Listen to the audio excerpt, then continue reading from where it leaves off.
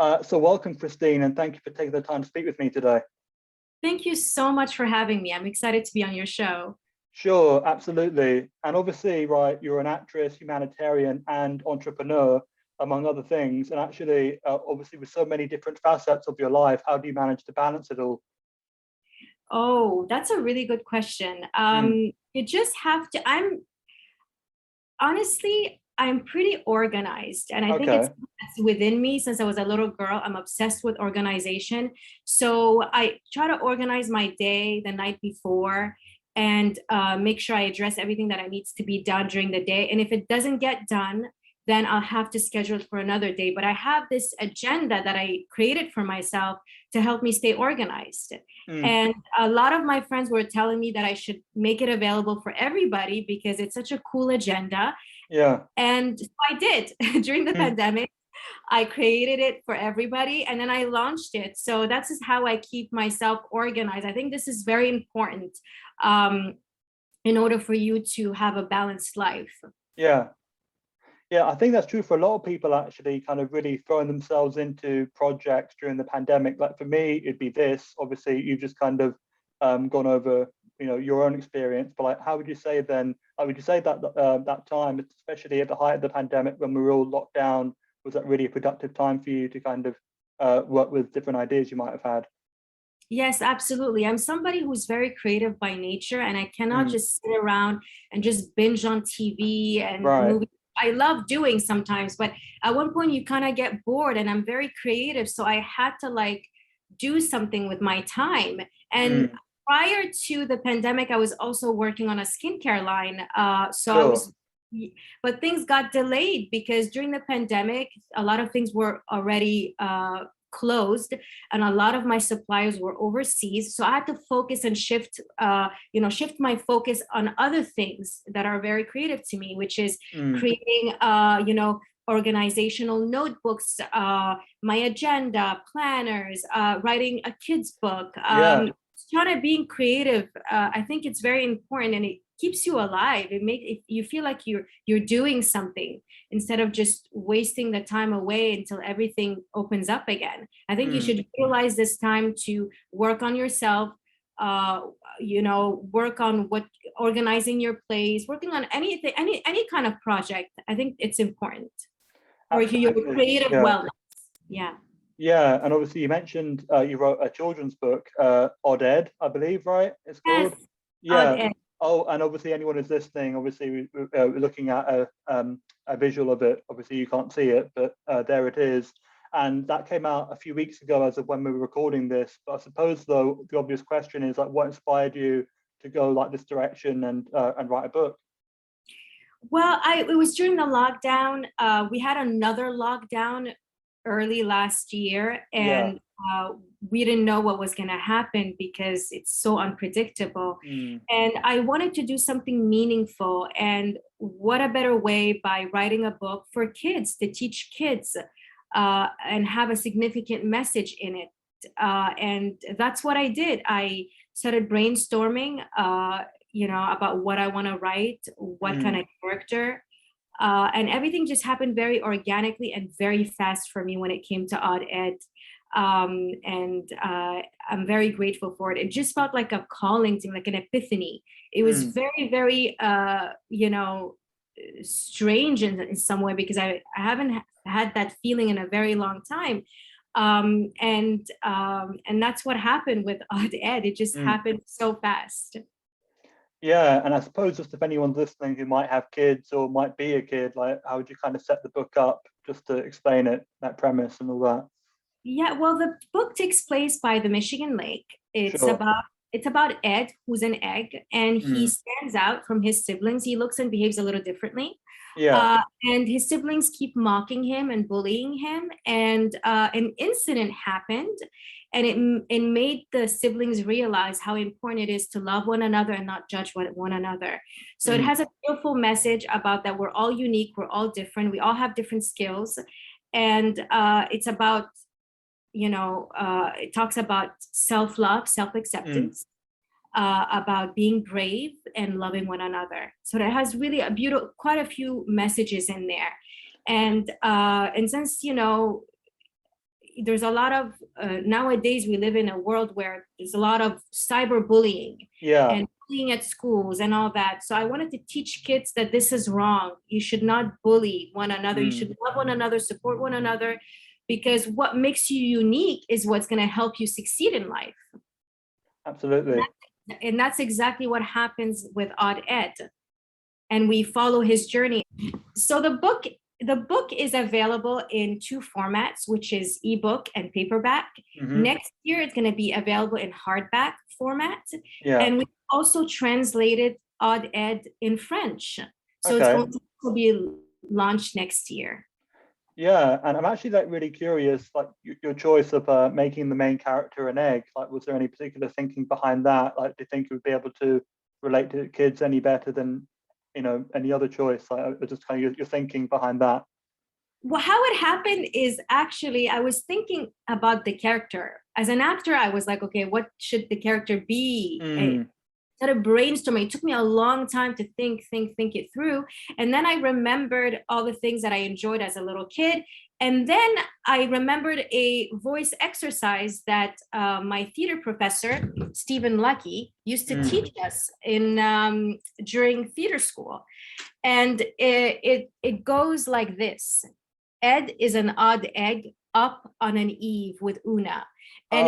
And that sentence has all the phonetic sounds in there. And that's how we sing it and recite it in order to exercise our vocals. And I figured it would be such a great idea to give Ed a backstory, you know, and just surprise my professor with the book. Yeah. So that's how it happened. I was like, let me write a book about Ed. And then when I launched it just 2 weeks ago, a lot of my actor friends from theater school, they were super excited about it. Like, oh my God, is this Odd Ed from theater school? And I was like, yes. And they thought it was super cool. And I can't wait for my teacher to see it because I just sent it to him last week. And he should be getting it in from 2 to 3 weeks from now because of the, you know, because he lives in Canada and I'm in LA. So sure. It's going to be a really nice surprise for him. And that's how it really happened. I just thought about the character through that vocal exercise we did. And I thought it would be just really cool to give him a backstory. Yeah, right. And obviously, like you mentioned, your own like background as an actor, and would you say your experience in that field like helped about like helped your writing at all? Obviously, your understanding of like how a story works and the beginning, middle, end, and that sort of like, experience, being able to tie it in, was that helpful? Yes, absolutely. I mean, we study scripts, we study characters. I had to come up with the character and give him, you know, a profile sheet and then think about the story and what I mean. You know, I want also the parents to explain to the kids new words and new meanings and what you know, and what does that mean and things like that. So it really helped me as an actor to really write this book. I feel it really does. Yeah. Right, and obviously, like not every actor writes, or not every writer acts. Like, how would you say then, like you know, conveying a story through performance is different to writing a story? If that makes sense. Honestly, I never I never thought in a million years that I'd be writing a story for kids. It just happened, but like I said, it just happened so organically. I can't say I'm a you know I'm a professional writer because I am a professional actor. Sure. But for some odd reason, I started writing, and it just came out, and it's actually a book that rhymes on top of that. So Oh, okay. so the whole story rhymes, and Kids will love that. Yeah. that's very difficult to do. But for some odd reason, it just happened, and I had all these rhymes, and I just kept rhyming and kept going with the story. And like I said before, I felt like it was like my calling or an epiphany. It just happened. It was just a moment of creativity, and those moments are very rare when they happen. And I'm very grateful that it happened at that time. I'm able now to share this beautiful story with kids and to teach them all these topics, you know, and all these subjects within the book. Yeah, and I suppose like looking on the acting side of like your career, is there anything upcoming people can look out for at all?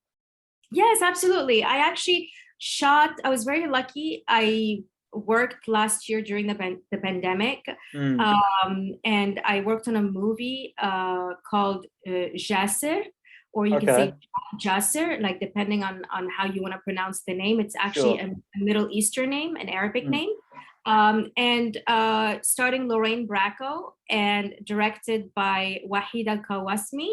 He is a mm, former director, a creative director for Fox, and he created this beautiful movie that I can't wait for people to see. mm, for sure. I mean, people have to look out for that when it's available.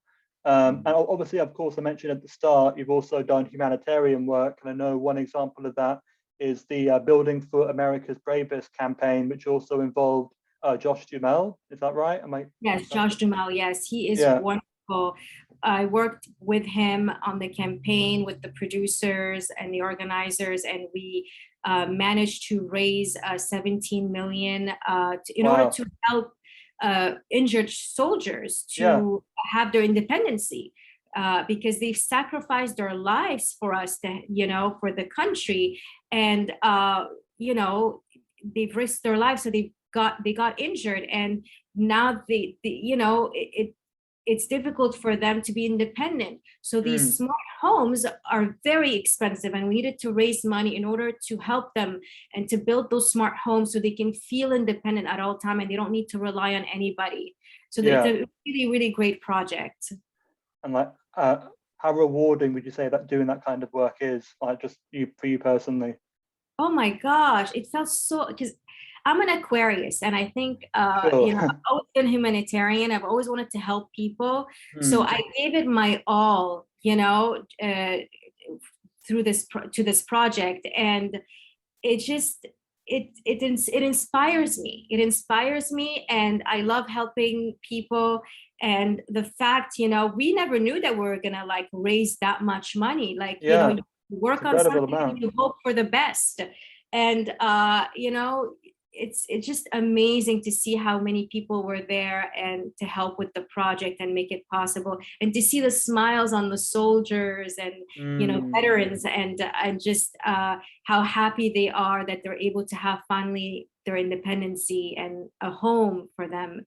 And you can see through there's a video about it on YouTube, and you can see how the home is, the technology is so smart, and how they can cook in the kitchen without needing anybody to help them. Everything is mm, electronic. Same for the bathroom and the bedroom and the living room. It's really, really cool. absolutely. And I suppose like in yet another interesting like turn in your career, right? You were part of the nominating committee for the Screen Actors Television Awards. 20 was that the 25th The one, SAG right? Awards. Yeah, I SAG got, Awards, yeah. yes, they reached out, they contacted me, and they asked me to join. And I was so honored because they don't ask too many of us. And every year they pick new people, new actors Mm, to do that. And basically what happens is that you get so many movies to watch and to yeah. pick who are you going to nominate. It's a lot of work, but it Mm, was super fun to do. And I was very, very lucky to be chosen to do it. yeah. uh, and obviously all the perks that comes with it, it's amazing as Mm, well, receiving all these movies and brochures and magazines. And it was just a great experience mm. for me. I'm sure they're right. Obviously, if you've worked as an actor for long enough, like people you've worked with could be in some of the content that you're watching. So, like, is there any risk of people being swayed like that, or do they have like a screening process to make sure everyone is kind of unbiased and like fair in what they're doing? Well, of course, we have to be. And I'm like that. I had friends that were in some of these projects, Mm, and I had to really look at the performance, and look at all the details, the choices that the actor made, and just see who deserves to be nominated yeah. for their work. It's not an easy process, because Mm, sometimes you get torn. You're like, oh my gosh, like I love all their performances. How do I mm, pick which one to nominate? yeah. And you have to go in terms with you have to go in terms of like technical terms of like looking at their choices, what they made, what they brought. Is it believable, the performance? Did I feel something? You know, that's very important. Did they take me to that place? Was it authentic when they set that line? Did they, you know, was it earned? I think, you know, that's very important as well. Were they listening in the scene, or were they just throwing the lines out? You know, just stuff like that. Absolutely. I mean, it sounds like a lot of pressure. I mean, just from an outside perspective, like, was it pressurized for you at the time when you were doing that? It was, because we had a limited time and we had to watch so many movies. There were so many actors, but because they've chosen quite a few people in that you know, to I wouldn't say quite a few, but I mean, there's like, you know, over thousands and thousands of actors. I believe they had to choose 2,000 actors to nominate those actors, and they had to divide the movies within those 2,000 actors to be the judges and to judge and to nominate the actors. And then once that is done, the next step is for everybody who is a member of SAG to vote on who should win the SAG award. And that's the second process, you know, with it.